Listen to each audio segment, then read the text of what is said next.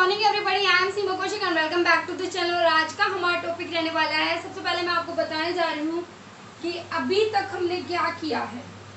देखो, पहले तो मैं एक दो वीडियो कभी कभी डाल देती, लेकिन जब से मैंने लगातार वीडियो डालना शुरू किया तब से और अब तक अपने 2 फुल सब्जेक्ट कंप्लीट कर लिए यूजीसी नेट के सिलेबस के अकॉर्डिंग टू।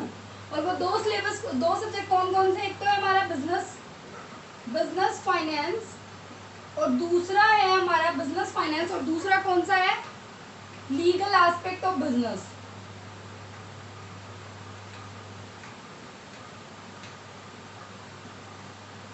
ये दोनों सब्जेक्ट मैंने कंप्लीट आपको करा दिए हैं। पहले मैं आपको बताती हूँ, लीगल एस्पेक्ट ऑफ बिजनेस हमने सीरीज वाइज किया था। आप सब अपना सिलेबस, आपके पास सिलेबस होगा, मैंने कहा था अपना हार्ड कॉपी में सिलेबस रखा करो, ठीक है?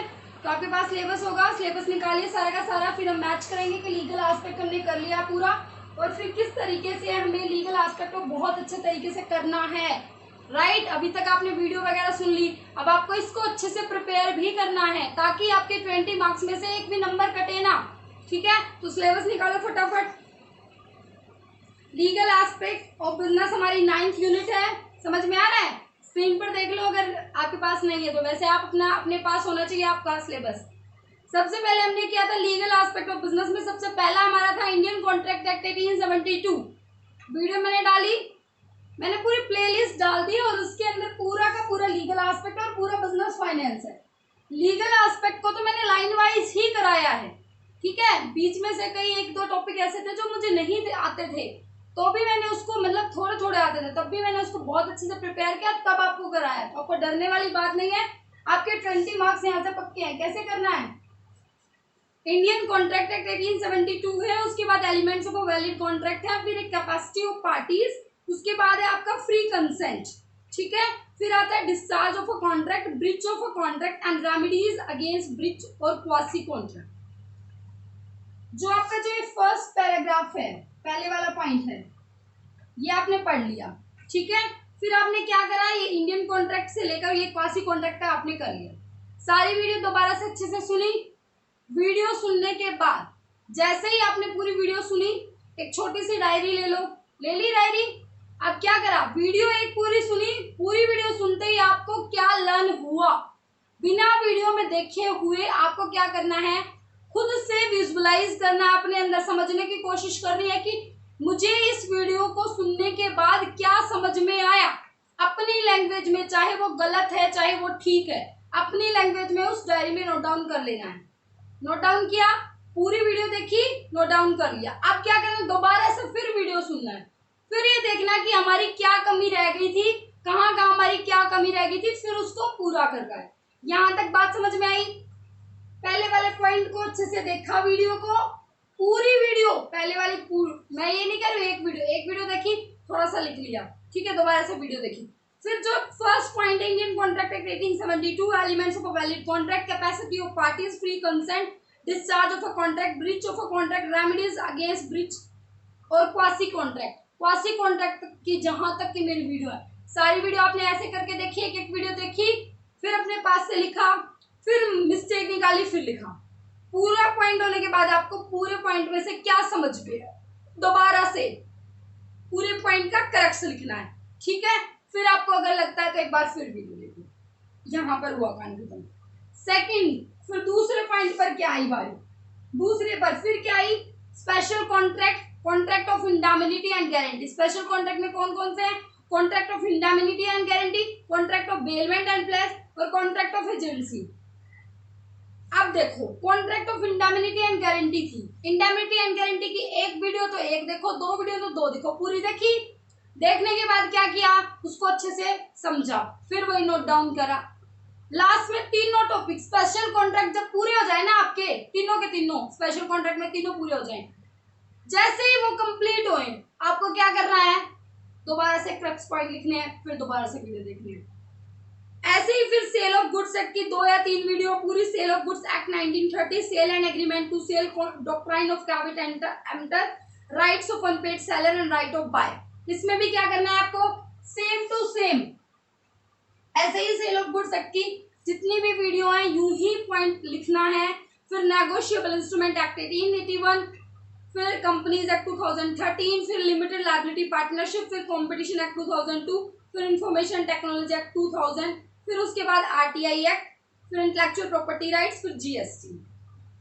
अब देखो, जैसे ही आपने सारा का सारा मीनिंग पूरा का पूरा जो मैं आपको बता रही हूं, जैसे ही आपका ये कंप्लीट होगा, आपने वीडियो देखी, अपना क्रक्स पॉइंट लिखा, क्रक्स पॉइंट लिखने के बाद फिर दोबारा से अपनी कमियां देखी और फिर अच्छे से समझा, आपको 80% श्योरिटी तो तभी हो जाएगी कि जी हाँ, चाहे कुछ क्वेश्चन आ जाए। फिर मैंने जो कल वीडियो डाली थी उसमें क्या था, मैंने प्रीवियस ईयर के सारे एमसीक्यूज डिस्कस किए। क्या करना है आपको, एमसीक्यूज एनालिसिस, वो बिना मैं आंसर बोल रही हूँ बोलने दो मुझे, वहीं पर जैसे ही आपने क्वेश्चन दिखा पहले पॉज कर लिया करो, खुद पढ़ा करो, खुद आंसर करो, फिर उसके बाद मेरी सुनो, ठीक है। तो फिर क्या करना है, आपको खुद से एनालिसिस करना। जब तक आप वीडियो नहीं सुन लेते हो, पहले वाली सारा नहीं करना, तब तक आपको ये वाला नहीं करना, एमसीक्यूज वाला। एमसीक्यूज का मतलब है यहाँ पर आप अपने आप का एनालिसिस कर रहे हो, और ये सब्जेक्ट का ऐसा, इसमें तो पुराने 20 सालों के तो पेपर नहीं है हमारे पास, राइट। इसमें तो दो ही बार पेपर हुआ, जून और दिसंबर में, तो इसके तो क्वेश्चन ही जितने थे वो सारे मैंने डाल दिए, तो वो एनालिसिस भी हो जाएंगे आपके, और आपको पता भी चल जाएगा किस टाइप के क्वेश्चन आते हैं। समझ में आई बात, कितने इजी क्वेश्चन आते हैं, इस सब्जेक्ट को जाने मत तो 20 नंबर बैंड मजा करके, मतलब जैसे 20 नंबर आपके आएंगे, एकदम से 10 के 10 क्वेश्चन ठीक मिलेंगे, तो सोचो जेआरएफ नहीं रह जाएगी, रहेगा ही नहीं, फर्स्ट पेपर पे भी ध्यान दे लो। चलो अब हमने क्या करी, क्या बात करी, एमसीक्यूज लगाने। यस, तो लीगल एस्पेक्ट ऑफ बिजनेस तो आपका कंप्लीट हो जाएगा। अब बात आती कि कितने दिन में कंप्लीट होएगा, सुनो मेरी बात, आपका पूरा आपके 2 दिन लग जाएंगे, मैं मानती हूँ 2 दिन आपके लग जाएंगे वीडियो को अच्छे से एनालिसिस करने में, ठीक है। फिर एक दिन पेपर में मतलब एमसीक्यूज वगैरह, और थोड़ा सा अपना जो तुमने क्रक्स वगैरह लिखा ना, उस क्रक्स को एक बार देख लेना, फिर क्रक्स वगैरह पढ़ के, और फिर एक दिन लग जाएगा उसमें, मीनिंग 3 दिन में आपका legal aspect of business complete हो जाएगा। अब मेरी बात सुनो, बिजनेस फाइनेंस का मैंने पहले बता रखा, वो वाली वीडियो देख लो अगर आपका बिजनेस फाइनेंस नहीं हुआ। अब बिजनेस फाइनेंस का दोबारा मैं यहाँ से नहीं बताऊंगी, मैंने बता रखे हैं। सुनो मेरी बात, अब ये जो 3 दिन आप कर रहे हो ना, उस टाइम पर मेरी भी वीडियो आएंगी डेली, समझ में आई बात। अब डेली वीडियो आएंगी तो फिर वो वीडियो करेंगे ये, अरे वो वीडियो कितने मिनट की आती है, आधा घंटा मुश्किल, 1-1.5 घंटा दे दो उसके साथ साथ में, क्या फर्क पड़ता। बट ये 3 दिन आपको पूरे अच्छे से यूटिलाइज करने, पूरे अच्छे से 3। और मैंने क्या कहा, अब मैं नेक्स्ट सब्जेक्ट कौन सा कराने जा रही हूँ वो सुनो। आपने कमेंट में तो लिखा नहीं कि कौन सा सब्जेक्ट कराएंगे, कराओ, तो मैंने सोचा खुद ही करा दूँ, है ना, थोड़ी सी मेरे को भी, थोड़ा सा मेरा भी रिवाइज हो जाएगा। देखो मेरा एक सब्जेक्ट इसके बाद नहीं, वो भी मेरा बहुत फेवरेट सब्जेक्ट है, मैं आपको कराऊंगी इनकम टैक्स। 10th यूनिट है ना, यस, टैक्स जो हमारा है वो 10th यूनिट में है, राइट। ये मेरा बहुत फेवरेट सब्जेक्ट है, और ये तो मैंने ग्रेजुएशन में ही पक्का कर लिया था, पोस्ट ग्रेजुएशन में थोड़ा थोड़ा और रिवाइज हो गया, और उसके बाद प्लानिंग वगैरह होगी, समझो अब ये बात। तो मैं इसको क्यों करा रही हूँ, समझ रहे हो, मैं तो इसको इसलिए करा रही हूँ, ये मेरा रिवाइज हो जाएगा। वैसे तो मन करता नहीं पढ़ने का, इस बहाने मैं भी रिवाइज कर लूँगी और आपको भी फायदा होने वाला है। तो आपको इनकम टैक्स किस तरीके से कराऊंगी, मैं एक बार आपको सिलेबस से रूबरू करा देती हूँ, सुनो। आपका income tax and corporate tax planning आपका सब्जेक्ट है, यूनिट नंबर 10 है। यहाँ पर आप स्क्रीन पर देख लो, आप अगर आपके पास ये है ना, ये आपने निकलवा रखा है पेपर, तो इसमें देखो, स्क्रीन पर मत देखो, बट अगर नहीं है तो स्क्रीन पर देख लो, मैंने स्क्रीन पर डाल दिया। सुनो, यूनिट 10 है आपकी income tax and corporate tax planning की, और ये भी यूनिट हम इसी तरीके से करने जा रहे हैं जैसे हमने बिजनेस फाइनेंस और लीगल एस्पेक्ट ऑफ बिजनेस किया है। और माय डियर फ्रेंड्स, मैं गारंटी देती हूँ, आप सारी वीडियोस इसकी देख लीजिए और प्रीवियस ईयर को एनालिसिस कर लीजिए, और इसके तो मैंने प्रीवियस भी सारे डाल दिए हैं। यहाँ से तो आपके 20 मार्क्स कटेंगे नहीं, यहाँ से अगर अब आपने एनालिसिस कर लिया तो यहाँ से भी नहीं कटने वाले 20 मार्क्स, ठीक है। सेम वे में आपका इनकम टैक्स मैं कराने वाली हूँ, और इसकी भी गारंटी देती हूँ आपको कि 20 मार्क्स, अगर आपका एग्जाम पहले नहीं आया, अगर जब तक हमारा इनकम टैक्स कंप्लीट हो गया, समझ रहे हो, जब तक अपना ये टैक्स वाला सब्जेक्ट कंप्लीट हो गया, तो इसकी भी गारंटी है कि आपको 20 नंबर मिलेंगे। आपको क्या करना है, ध्यान से मेरी वीडियो को सुना करो, समझ में आई बात, और नोट डाउन किया करो। चलो क्या करेंगे, कैसे करेंगे, देखो इनकम टैक्स के सिलेबस में एक बार सिलेबस को देख लेते हैं ताकि हमें थोड़ा सा ये पता चल जाए कि हमें क्या करना है। सबसे पहले आपको इनकम टैक्स के अंदर बेसिक्स कंसेप्ट करने हैं। बेसिक कंसेप्ट का मतलब क्या है यहाँ पर, कि आपको समझना है कि इनकम टैक्स कहाँ से आया, उसका मीनिंग क्या होता है, टैक्स किस टाइप का है। इनकम टैक्स आपका डायरेक्ट टैक्स है या इनडायरेक्ट टैक्स है, आपका डायरेक्ट टैक्स है, ठीक है, वो डायरेक्टली आपकी पॉकेट से लगता है, राइट। उसका स्लैब रेट क्या है, अगर क्वेश्चन आ जाए कि आप बताओ इसके ऊपर कितना टैक्स लगेगा, टैक्स नेट टैक्स लायबिलिटी क्या रहेगी, तो वो आपको आना चाहिए, वो करेंगे। दूसरे नंबर पर हम करेंगे residential status and tax incident. Residential status में हम ये देखेंगे कि जो इस पर्सन की हम निकाल रहे हैं, क्या वो रेजिडेंट है इंडिया का, नॉन रेजिडेंट है, ऑर्डिनरी रेजिडेंट है, क्या है, वो चीज हम डिस्कस करेंगे। उसके बाद हम क्या करेंगे, एग्जाम्प्टेड इनकम के बारे में बात करेंगे, कौन कौन सी ऐसी इनकम है, जैसे एग्रीकल्चर इनकम है, वो क्या है, एग्जाम्प्टेड इनकम है, तो उसको डिस्कस करेंगे। उसके बाद आएगी आपकी एग्रीकल्चर इनकम, आगे एग्रीकल्चर इनकम का पूरा चैप्टर। और एक बात और सुनो, जो आप फाइनल ईयर में हो ना, मैंने भी फाइनल ईयर में ही पक्का किया था, वो भी इस वीडियो को देख लिया करो। अगर आप हो फाइनल ईयर में, अगर आप बीकॉम ऑनर्स फाइनल ईयर में हो या बीकॉम कर रहे हो उस फाइनल ईयर में, या फिर बीबीए फाइनल में हो, तो फाइनल में होता है आपका इनकम टैक्स, उसको कर लो, ठीक है। आप भी साथ साथ करो, आपको बेसिक्स नॉलेज आ जाएगी। अभी लॉकडाउन है, अभी टीचर्स तो आपकी क्लास नहीं ले रहे, आपके लिए भी फायदा है। अगर आप वीडियो देख रहे हो, ग्रेजुएशन वाले फाइनल ईयर वाले देख रहे हो, तब आपके लिए भी फायदा है, ठीक है, ओके। फिर हमने क्या कहा, एग्रीकल्चर इनकम करेंगे। उसके बाद हम करेंगे computation of taxable income under various heads. जो मैंने बात की थी, मैंने ऊपर बताई थी कि इंडिविजुअल की टैक्स लायबिलिटी कैसे निकाली जाती है। यहाँ पर हम बात करेंगे अलग अलग, मीनिंग वेरियस हेड्स। हमारे 5 हेड होते हैं, आपको पता है 5 हेड कौन कौन से होता है, कौन कौन से होता है। सबसे पहले वाली हेड आपका कौन सा होता है, बताओ। सबसे पहले आपकी सैलरी होगी, सैलरी, फिर आपका हाउस प्रॉपर्टी होगा, हाउस प्रॉपर्टी के बाद आपकी बिजनेस इनकम होगी, बिजनेस इनकम के बाद आपकी कौन सी कैपिटल गेन होगा, फिर इनकम फ्रॉम अदर सोर्स होगी। तो इन वेरियस साइड्स में कैसे कैलकुलेट करेंगे वो भी डिस्कस करेंगे। और इनमें से क्वेश्चन पता है क्या क्या आता है, मोस्टली क्वेश्चन आपका है ना हाउस प्रॉपर्टी वाला आता है। हाउस प्रॉपर्टी में से न्यूमेरिकल क्वेश्चन आता है, इतने इजी क्वेश्चन आता है इनकम टैक्स से, बहुत सारे ऐसे। चलो जी, नेक्स्ट हम क्या करेंगे, deduction from gross total income. GTI से डिडक्शन कैसे, 80 से 80 कहाँ से लेकर 80 से लेकर 80C से लेकर, अच्छा 80C से लेकर 80U तक की डिडक्शन करेंगे। वो सारी तो हम टिप्स पे करेंगे, ठीक है, वेरी गुड। नेक्स्ट कौन सी है, नेक्स्ट असेसमेंट ऑफ इंडिविजुअल। जो मैं ऊपर बता रही थी ना कैसे इंडिविजुअल के असेसमेंट करेंगे, वो यहाँ पर होगा। क्लबिंग ऑफ इनकम, पता है क्या हो जाता है, मेरे पास ज्यादा इनकम है और मेरे स्पाउस के पास, मतलब ऐसा स्पाउस क्या होता है, हस्बैंड के लिए वाइफ उसकी स्पाउस होती है, वाइफ के लिए हस्बैंड उसका स्पाउस होता है। मिस्टर ए एक्स है, उसकी वाइफ उसके लिए स्पाउस है, तो मिस्टर एक्स के पास बहुत सारी इनकम है, तो वो क्या करेगा, अपनी इनकम को अपनी वाइफ की इनकम में मिला देगा ताकि उसको टैक्स कम देना पड़े। उसकी वाइफ की इनकम टैक्सेबल नहीं थी तो वो बच जाएगा, समझ में आई बात। तो इससे क्या होगा, क्लबिंग ऑफ इनकम के चैप्टर को मजेदार तरीके से पढ़ेंगे। उसके बाद क्या आता है हमारा, ये वाला हो गया। फिर आता है आपका इंटरनेशनल टैक्सेशन, जिसमें आप DTAA पढ़ेंगे। DTAA मतलब बेचारे को दूसरी कंट्री में भी टैक्स देना पड़ रहा है और अपनी कंट्री में भी, तो क्या प्रोविजन है उनको समझेंगे। फिर ट्रांसफर प्राइसिंग समझेंगे, ठीक है, टीपी। उसके बाद कॉर्पोरेट टैक्स प्लानिंग करेंगे, ये यहाँ तक आपका इनकम टैक्स हो जाएगा। फिर आएगा आपका कॉर्पोरेट टैक्स प्लानिंग। अब एक बात सुनो, ये जो हमारा सब्जेक्ट है ना इनकम टैक्स को, किसको मुश्किल लगता है, अगर किसी को मुश्किल लगता हो ना तो ये सबसे इजी सब्जेक्ट है। अब आप कहोगे सबसे इजी तो हमारा लीगल एस्पेक्ट भी था। अरे मैं जो सब्जेक्ट आपको पढ़ा रही हूँ मैं वो इजी पढ़ाऊंगी, मुश्किल नहीं पढ़ाऊंगी, समझ में आई बात। जो मैं सब्जेक्ट एक के बाद एक ले रही हूँ ना वो इजी ले रही हूँ। तो इनकम टैक्स भी बहुत आसान है। अच्छा जी, फिर हम क्या करेंगे, कॉर्पोरेट टैक्स प्लानिंग पढ़ेंगे, जिसके अंदर हम क्या पढ़ेंगे, concepts and significance of corporate tax planning. पहले हम कंसेप्ट देखेंगे कॉर्पोरेट टैक्स प्लानिंग। और प्लानिंग कैसे करते हैं, टैक्स हम नहीं देने वाले सारा का सारा टैक्स, हम क्या करेंगे उसमें से कुछ टैक्स प्लानिंग करेंगे, वो कैसे होएगी।